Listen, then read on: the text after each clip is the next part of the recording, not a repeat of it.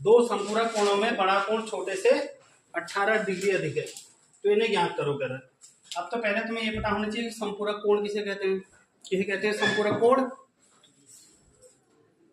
तो जब दो कोणों का योग कितना होता है 180 अंश, माने ये 60 का है और ये 120 का है, तो 60 और 120 को जब जोड़ोगे तो कितना आएगा 180 आएगा। तो जब दो कोणों का योग कितना होता है 180 अंश होता है तो उसको हम क्या कहते हैं संपूरक कोण कहते हैं। अब कह रहे हैं कि दो संपूरक कोणों में बड़ा कोण छोटे से 18 डिग्री अधिक है, तो हम माना बड़ा कोण मानेंगे x, माना बड़ा कोण बराबर x और छोटा कोण बराबर y। अब देखो संपूरक कोणों का योग कितना होता है 180 अंश, यानी जब दो कोणों को जोड़ोगे 180 अंश आ जा रहा तो कौन सा कोण हो जाएगा संपूरक कोण। तो संपूरक कोणों का योग 180 अंश होता है, यानी कि बड़े कोण और छोटे कोण को जोड़ोगे तो कितना आएगा 180 आएगा, यानी x प्लस वाई बराबर 180। ये समीकरण 1 मिल गई तुम्हें, ठीक।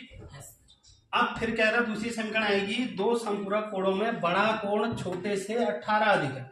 अब देखो एक जो बड़ा कोण लिख दो, बड़ा कोण, एक जो क्या लिखो छोटा कोण, इन दोनों को बराबर करना है तुमने। बड़ा कोण क्या माने है x, छोटा कोण क्या माने है y। क्या कह रहा बड़ा कोण छोटे से 18 डिग्री अधिक है। ये जो बड़ा वाला कोण है इस छोटे से कितना अधिक है 18 अधिक है, 18 अधिक है पहले से ही। तो इन दोनों को बराबर करने के लिए 18 किसमें जोड़ोगे, इसमें जोड़ोगे इसमें y में जोड़ोगे, क्योंकि ये तो 18 अधिक है। तो इन दोनों को बराबर करने के लिए 18 इसमें जोड़ देंगे हम, तो x प्लस वाई इधर आके कर देगा माइनस वाई बराबर 18। समीकरण क्या होगी 2। अब देखो समीकरण 1 और 2 में ये y है ये भी y है, एक धन का है और एक क्या है ऋण का है। तो समीकरण 1 और 2 को जोड़ने पर लिख देंगे, समीकरण 1 वो 2 को जोड़ने पर, तो समीकरण 1 और 2 को जोड़ देंगे। समीकरण 1 क्या है x प्लस वाई बराबर 180। समीकरण 2 क्या है x माइनस वाई बराबर देखो 18। जब अलग अलग चिन्ह होते हैं तब जोड़ने पर लिखते हैं हम, क्योंकि अगर घटाने पर लिख देंगे तो इसके चिन्ह बदल जाएंगे, फिर तो धन का हो जाएगा, फिर कैसे घटेगा। तो जब अलग अलग चिन्ह होंगे तो क्या लिखेंगे जोड़ने पर, एक ही चिन्ह होंगे तो घटाने पर। y से y कट गया, x और x जुड़ गए 2x, इसका आगे भी 1 है, इसका आगे भी 1 और 1 2x हो गया।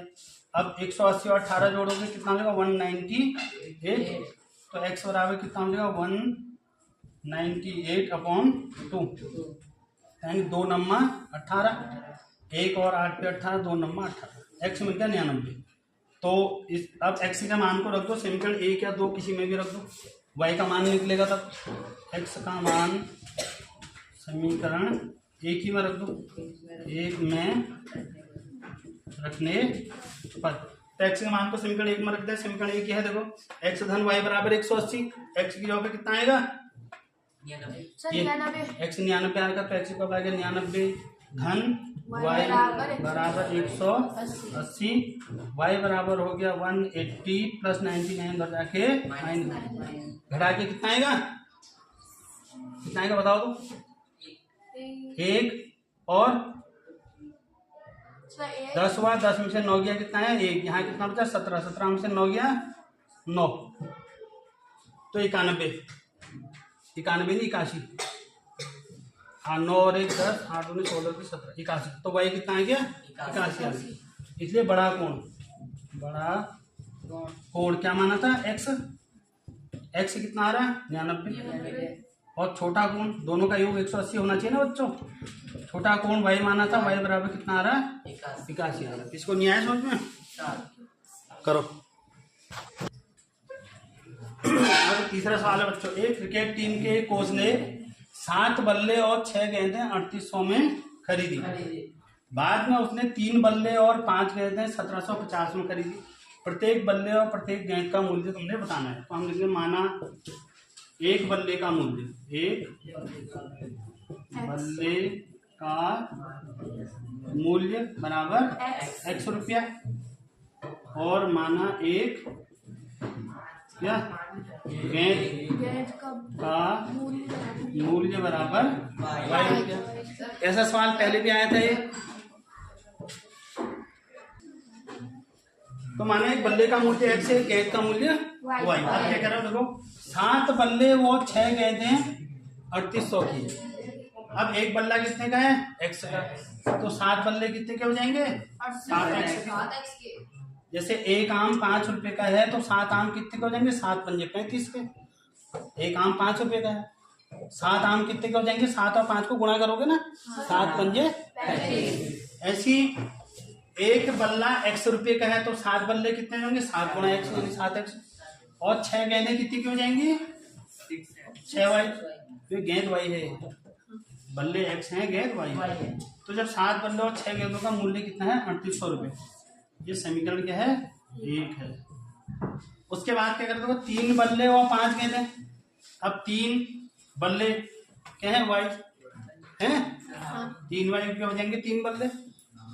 और 5 गेंदें, गेंद क्या है y, 5 गेंद, एक गेंद y की है तो 5 गेंदें 5y की हो जाएगी। बराबर कितना है, 1750। ये समीकरण 2। 3x होगा, 3x होगा। ये क्या होगा, 3x, क्योंकि 3 बल्ले हैं ना, बल्ले x माने हमने 3x। अब देखो बच्चों, यहां पर से आप या तो x वालों को बराबर करोगे या y वालों को बराबर करो।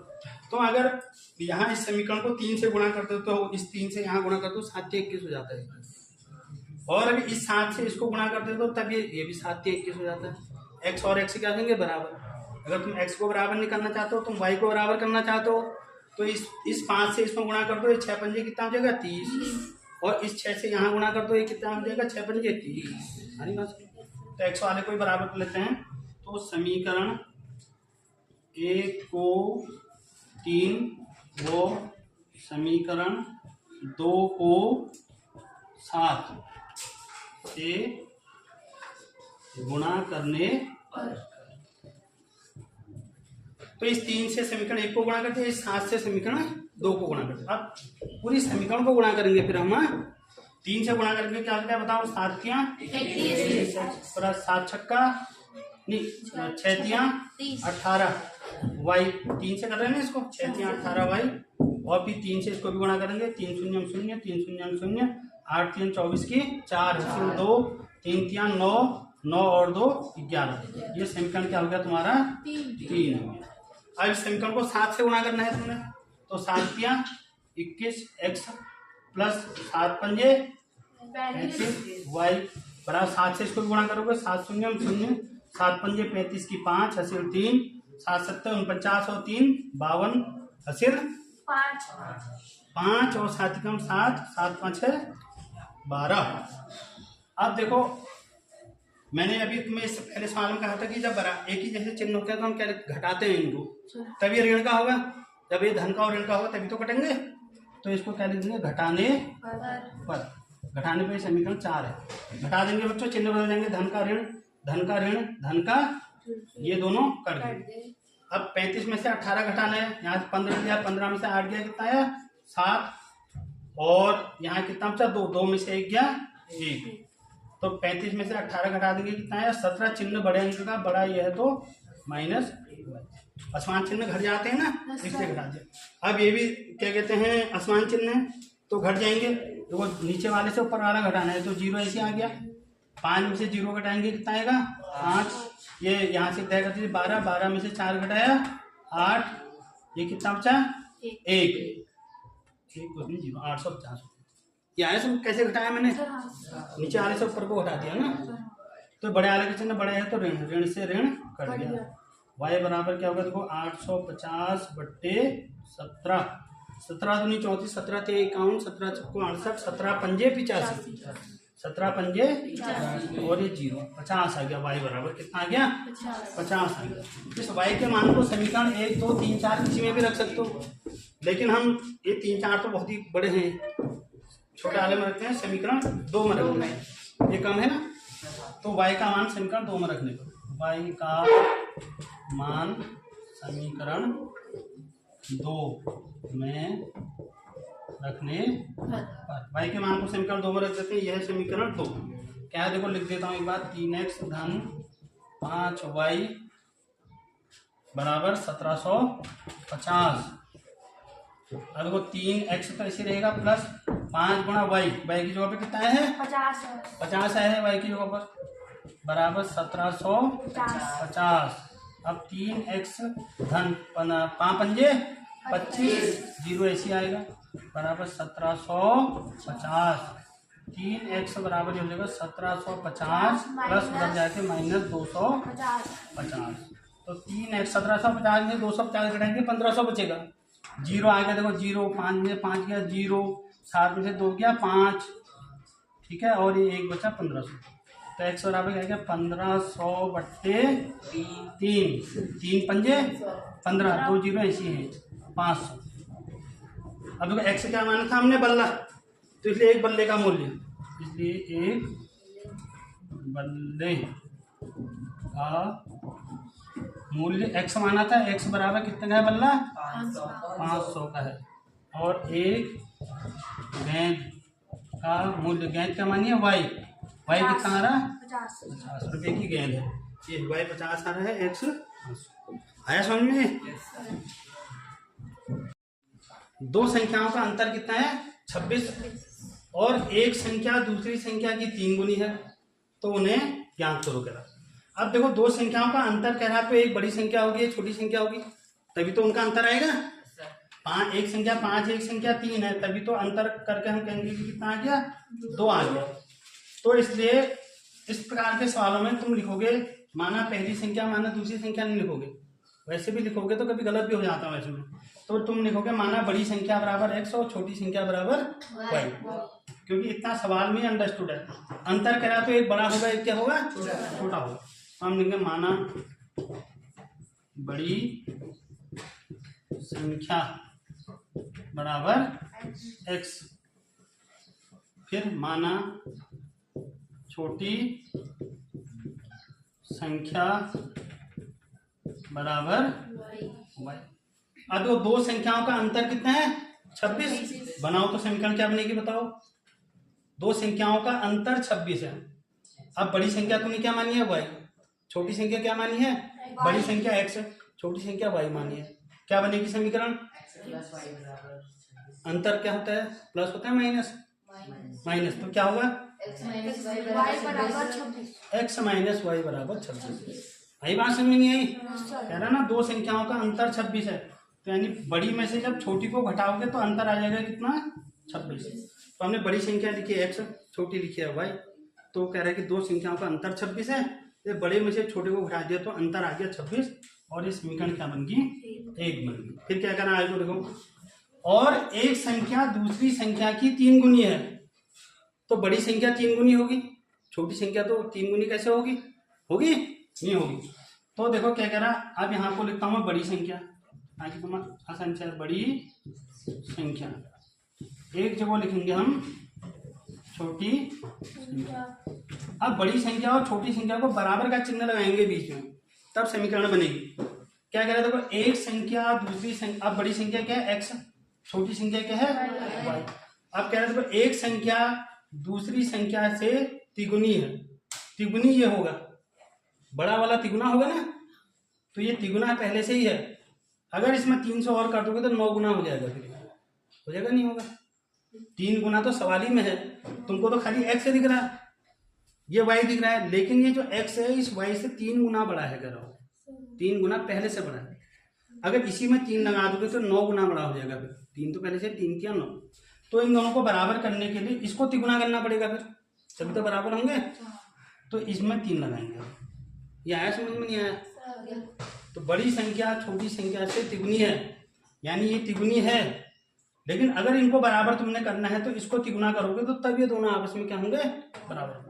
तो आप क्या हो जाएगा, देखो x ये प्लस 3y इधर आके माइनस 3y बराबर 0, कुछ नहीं बचा ना 0। ये समीकरण क्या होगी 2। अब देखो x और x क्या है यहाँ बराबर, तो समीकरण 1 में से 2 को क्या करेंगे घटा देंगे। जब बराबर होंगे तो क्या करेंगे घटाएंगे, घटाओगे तभी तो एक धन का होगा एक ऋण का होगा, तभी कटेंगे नहीं। तो हम लेंगे समीकरण 1 में से 2 को घटाने पर, तो समीकरण 1 माइनस समीकरण 2, समीकरण 1 क्या है देखो, x माइनस वाई बराबर 26। समीकरण 2 क्या है, ये x माइनस 3y बराबर 0। तो घटाते हैं तो मैंने कहा चिन्ह बदल जाते हैं, जो धन का होगा वो ऋण का, और जो ऋण का होगा वो धन का। ये धन का तो ऋण, ये ऋण था तो धन, और ये धन है तो क्या हो जाएगा ऋण। देखो x से x कट गया। अब ये जुड़ेंगे घटेंगे बताओ, ये घटेंगे। क्यों घटेंगे, क्योंकि ये धन का है और ये, अब ये ऋण का नहीं रहा है, ये चिन्ह बदल दिया। अब ये धन का है और ये ऋण का, तो आसमान चिन्ह घट जाते हैं। इसका आगे कुछ नहीं तो क्या है 1, 3 में से 1 घटाएंगे कितना आएगा 2, y ऐसी आएगा। चिन्ह बड़े अंक का, बड़ा ये है तो इसे धन का ही आएगा, और धन का हम लगाते नहीं है। बराबर 26 में 0 घटाओगे 26 ही आएगा। तो 2y बराबर 26 हो गया, y बराबर क्या होगा 26/2, और y बराबर 26/2, यानी 2 एकम 2, 2 3 6, y बराबर कितना आ गया 13। इस y के मान को तुम इस 1 या 2 में से किसी में भी रख सकते हो। वैसे x बराबर 3y आ रहा है ना बच्चों, समीकरण 2 में ही रख देते हैं। चलो y 1 में भी रख सकते हो, किसी में भी रख, एक ही में रख दो। y का मान समीकरण 1 में रखने पर, तो y के मान को समीकरण 1 में रखने। देखो समीकरण 1 है x माइनस वाई बराबर 26 है, समीकरण 1 है, तो x तो ऐसे रहेगा, माइनस भी ऐसे रहेगा, y की जगह पे कितना आएगा ये 13 आ गया, 13 बराबर 26। तो x बराबर क्या होगा 26, ऋण 13 उधर जाके धन 13, 26 में 13 जोड़ेंगे तो 39 हो जाएगा। तो x क्या माना है हमने, बड़ी संख्या, तो इसलिए बड़ी संख्या मानिए हमने x बराबर 39। और छोटी संख्या क्या मानी है y। छोटी संख्या बराबर माना है y बराबर कितना आ गया 13 आ गया। अब देखो सवाल के अनुसार भी तुम देख सकते हो, वह कह रहा है कि दो संख्याओं का अंतर 26 है, जब इसमें से इसको घटाओगे तो 26 ही आएगा। 39 में 13 घटाओगे 26, और बड़ी संख्या छोटी संख्या की तिगुनी है, तो वो 13 को 3 से जब गुणा करोगे तो कितना आएगा 39 आएगा, नहीं आएगा। तो बड़ी संख्या छोटी संख्या की तिगुनी भी आ रही है, आ रही नहीं आ रही, करो।